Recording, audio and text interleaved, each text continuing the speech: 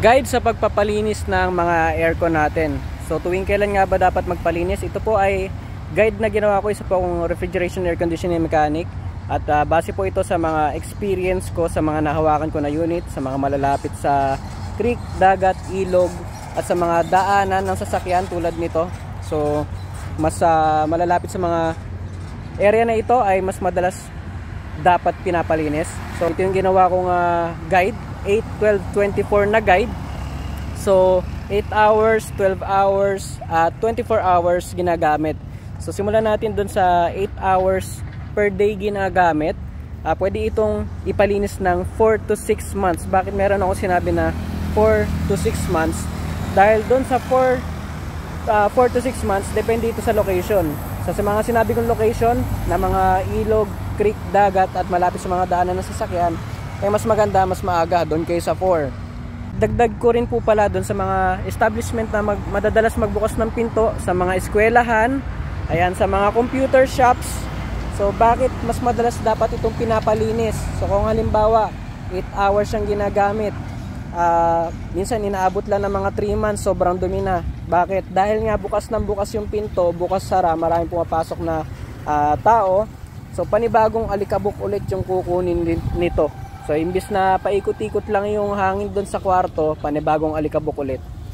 At doon naman sa mga 12 hours, so 8, 12, 24 yung ginawa kong guide, ano? Sa 12 hours naman per day ginagamit, ay pwede tayong magpalinis ng 3 to 5 months.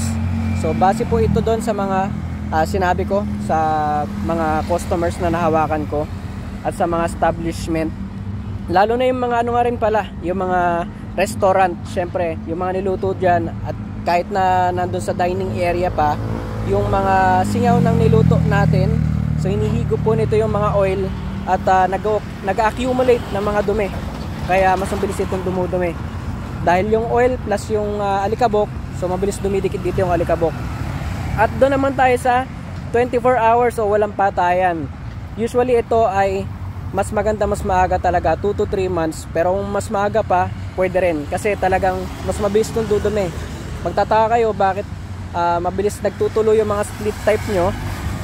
Dahil nga, mas madalas nyo itong ginagamit o wala ng patayan. So syempre, dumadaan dito yung hangin, yung airflow sa ating evaporator at condenser fins. Umiikot dyan yung hangin at paulit-ulit na kumukuha ng mga alikabok.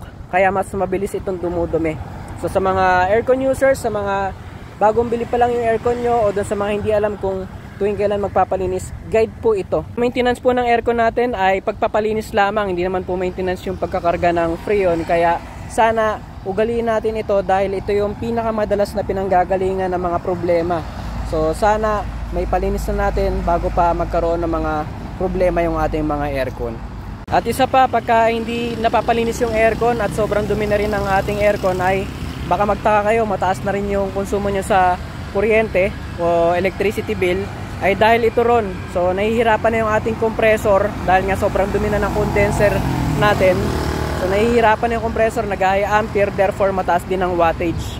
Nabanggit ko yung pagkasira at yung pagtaas ng kuryente, at syempre isa pa sa health natin.